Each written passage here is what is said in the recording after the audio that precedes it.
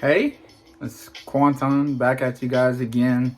I know that it's been quite the hiatus, a lot been going on. As you can see, the aesthetic is a bit different. I moved recently, and so I've been trying to get settled into my new place. It's a new situation for me, much better situation. Also was able to get a new camera, be able to give you guys some better visuals. But yeah, last time we left off, I was breaking down the Kanye West Genius documentary, part one. I did finally get around to seeing part two, and I enjoyed it just as much, if not more, than the first part. And the second part is called, if you're not familiar, the documentary is broken down into acts. All right, so the first part that I covered was Act 1, and now this is me covering Act 2.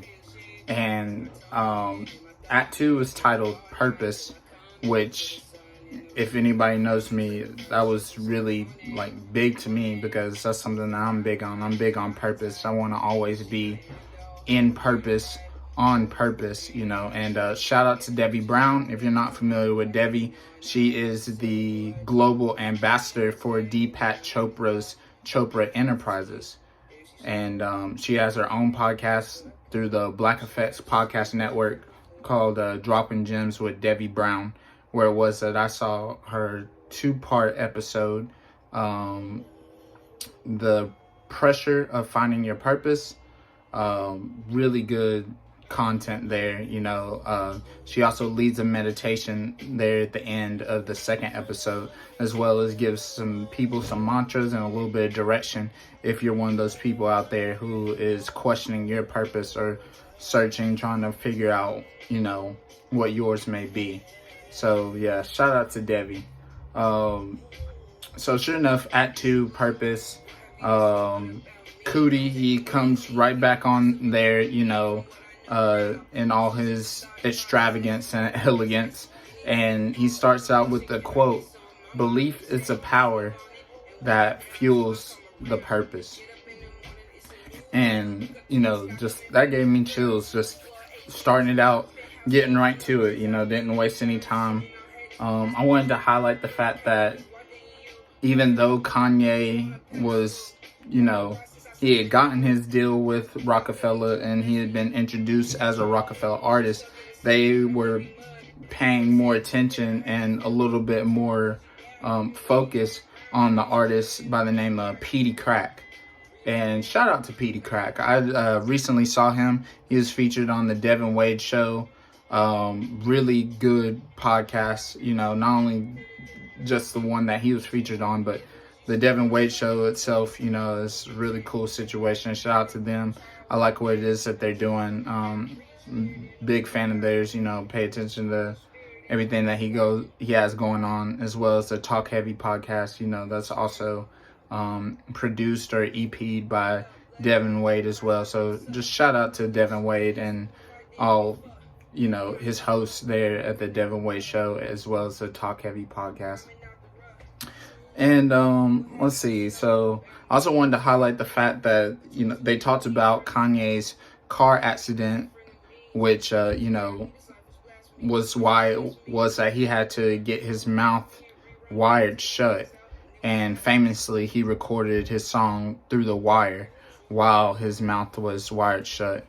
They didn't say this in the documentary. However, a couple years back, it was actually coming to question whether or not Kanye West actually got into a wreck. There was a rumor that he was actually jumped in Chicago. And if you watch the documentary and you see the photos of his face after this incident happened, it didn't look as though it happened via a car wreck, but sure enough, I just got done reading an article, and I'll make sure to include it in the description as well, where it was talking about, the court documents behind Kanye West's infamous car wreck that caused him to get his mouth wired shut.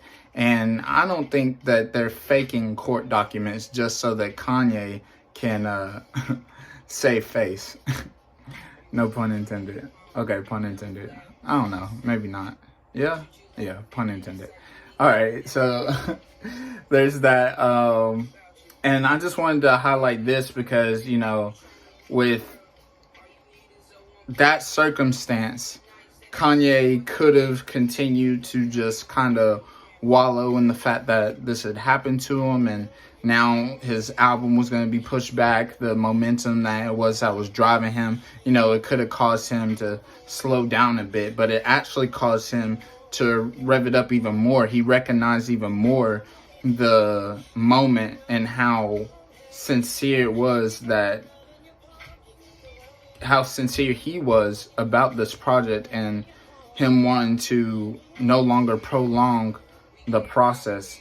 And that just goes to show that we can use every circumstance as a teachable moment. You know, he found a way, regardless of his circumstances. He was actually supposed to be there in LA to help Petey Crack as far as his album was concerned. Had he not wrecked, there's no telling how that project would have turned out for Petey Crack.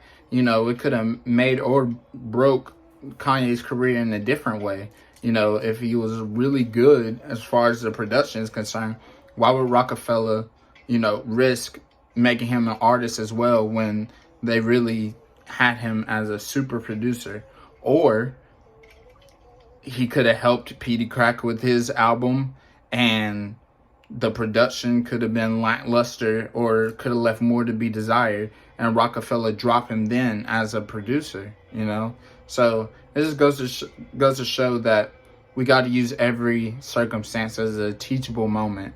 And sure enough, Kanye, he tightened his belt after the wreck, and he still was able to make an incredible classic song with Through the Wire. And just continuing on talking about Through the Wire, they show in the documentary when it was that he was playing it for Pharrell, and Pharrell's reaction is really funny. You know, he goes crazy listening to it, you know, has to run out of the room. He heard the sample for Through the Fire, but he had missed initially that Kanye was saying Through the Wire, and the fact that he started the song talking about how he had to sing it with his jaw wired shut.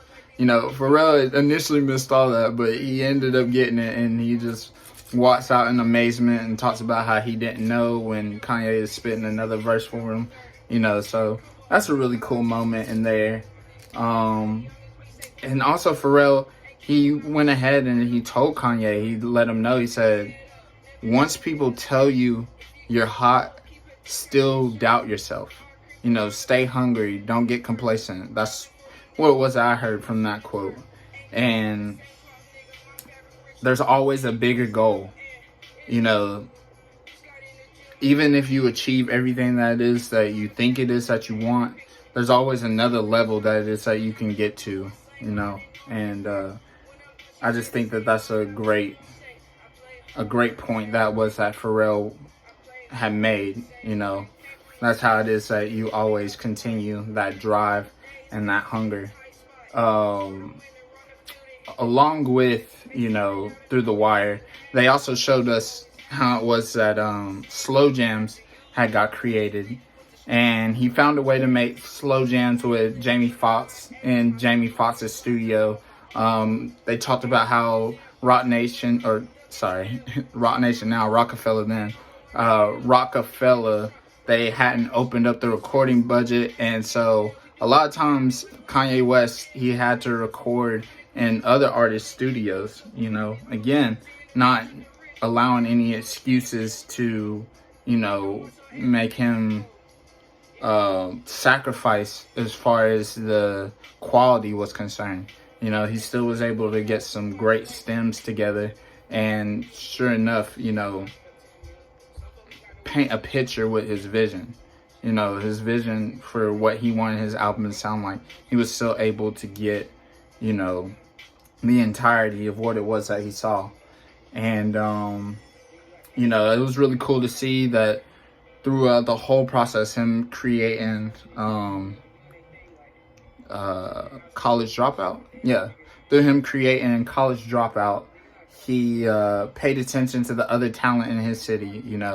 It's important for us as creators, or those who want to be innovative, who want to be creative, to pay attention to what other people are doing, the like-mindedness, the opportunities to be able to network.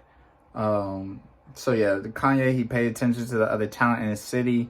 Do your part to help them to win. Did his part. D-Ray, just like Cootie, he was a comedian in Chicago. D-Ray Davis, for those who aren't familiar. And he was on Kanye's album. He did the skit, the graduation skit. So that was cool to see D-Ray's involvement in it, and him do the skit, and just him being associated with Kanye. And now, all these years later, in hindsight, seeing that D-Ray is successful in his own right, I think that that's really cool. He stayed persistent, built his own using his relationships, built his own buzz using his relationships. I found out that he had made a mixtape with John Legend, got on the Just to Get By remix with Mos Def. And there actually was like talks of a Kanye West and Mos Def album. They were talking about doing a West and Def album. I think that would have been really cool. For those who know, Mos Def, now who goes by Yasin Bey, he kind of has distanced himself from the music industry. But I hear that he has a project coming out through Luminary podcast network, via the Midnight Miracle with Dave Chappelle as well as Talib Kweli.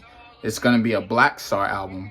So for those who are excited about that, I know I'm excited about that. Make sure that y'all keep an eye out for that. And Luminary, holla at me. So he did, Kanye, along with continuing to try to build his own buzz, he had done the Def Poetry Jam. And Chike, another person who it is that helped with the documentary, who also was a creative director, he was helping Kanye. So Chike, he was working at MTV, and in the after hours when MTV was closed, he was allowing Kanye to come into there in order to continue finishing his album, as well as him getting out his first music video. Kanye had to do it entirely with his own budget. It was amazing, the quality that came out from that. And it came a point in the documentary where it was that the dentist was telling Kanye, hey, listen, you need to get this surgery. It's going to be a bit of a setback. He sacrificed getting the surgery in order for his own vision to come true. He was talking about how he felt like he was a handsome guy. He was an entertainer. He needed the surgery done on his mouth. And yet he still was able to take the time to sacrifice that and say, I got this time frame for my vision and I'm going to see it through. Pretty incredible. Let's see. I also found out he used an amateur choir as far as some of the songs were concerned. As far as Jesus Walks, that was an amateur choir. Funded the video for $33,000 out of pocket. And I just wanted to point that out because, there's an old saying that says, do all you can do and the universe will do the rest. So when you've exhausted all your resources, you've really done all that you can do, you put forth the effort, but this is something that you want and you desired. You've shown the universe that this is what you're going after. You've spoken of it. You've put in the action.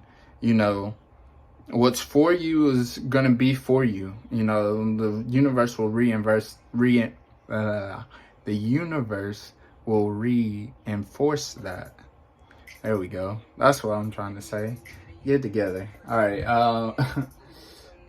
Finally, after that, after having a listening party, you know, when pretty much all he had was the stems of the album, he had the rough draft of the album, he does a listening party, and Dame Dash happens to come, and sure enough, Kanye's in the middle of telling everybody, listen, I did this entirely myself, you know, no budget, $33,000 of my own money, made this video after they told me it was initially going to be $8,000.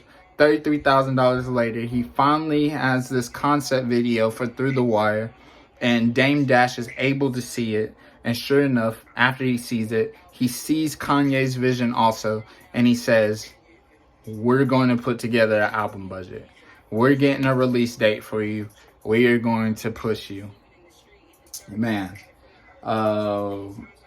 Dame had spoke on his originality and being himself, and that's why it was that he succeeded. He highlighted the fact that because Kanye continued to do what it was that he wanted to do, what he saw for himself, and he got others, he made believers out of others as well. I thought it was interesting that Kanye recruited Hype Williams for the Jesus Walks video, and although Coodie was accepting of this, you know, he knows Kanye. He knows Kanye's vision. So he initially felt like, you know, you can recruit him if you want to, but when the video doesn't end up being what it is that you want, you know, I'm right here. I'm gonna be here. I'm gonna be here to tell you I told you so, this, that, and the other. And so Kanye was saying that he felt he needed Hype Williams in order to go to the next level. And I thought it was really big that after hearing that, Coodie says to Kanye, well, we're up next. You know, he was speaking that for himself. He was speaking on what he knows himself to have done, you know, what it is that he's capable of. And he let him know that we're next. You know, we're going to be the ones that people are pursuing. We're going to be the ones that the baton is passed to, and we're ready for our moment. And sure enough, you know, he went on tour with Coodie, but the bigger that Ye got, the further they grew apart. And, you know, what ended up happening was that even though Coodie and Ye, they had gone on tour, by the time that they got done with it, you know, Coodie was being recruited, Coodie and Chike, they were being recruited by other artists, you know, to do videos for them as well. They wanted their creative vision, you know, their sauce for their own, you know, hypothetical meal, you know. So sure enough, that's what was that happened. But, you know, Coodie took on the attitude that everything happens for a reason, you know, regardless of what it is that happens, you know, any type of disparity or any type of like distraction, you know, you got to keep moving regardless, you know, you always keep moving. Everything happens for a reason, always keep moving. And that was what it was that he had quoted. And so although Coodie and Chike continued directing and filming other artists' videos, Kanye called them. He did end up calling them back. He called them back after 2 other versions were made of the Jesus Walks video, which Ye did not like. You know, so sure enough, you know, it worked out. He was able to get them back, and they created his vision just like he would have wanted in the beginning. And just an interesting tidbit there at the end, you know, it was showing Kanye's added success, showing him becoming more successful, and he actually won a Grammy for the College Dropout.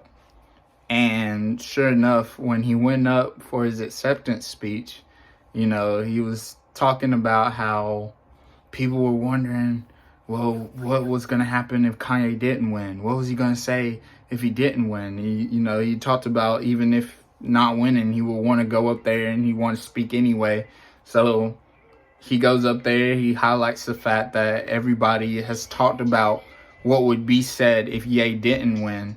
And sure enough, he gets up there, and I quote, he says, "Everybody wants to know what I'd do if I didn't win.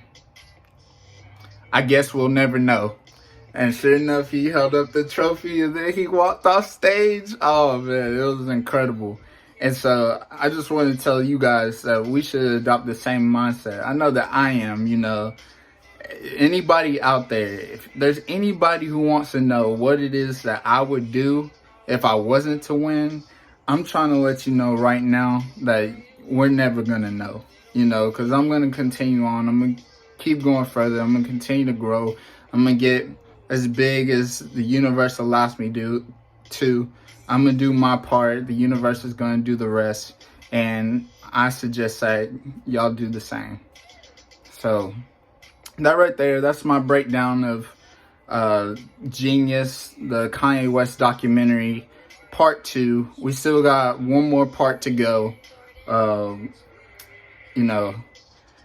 Those who are still with me, who have been faithfully waiting, I appreciate you, and I'm getting better. I promise. I'm getting better as far as, the timing is concerned and when it is on my drop, get a schedule together. I promise. But until further notice, peace.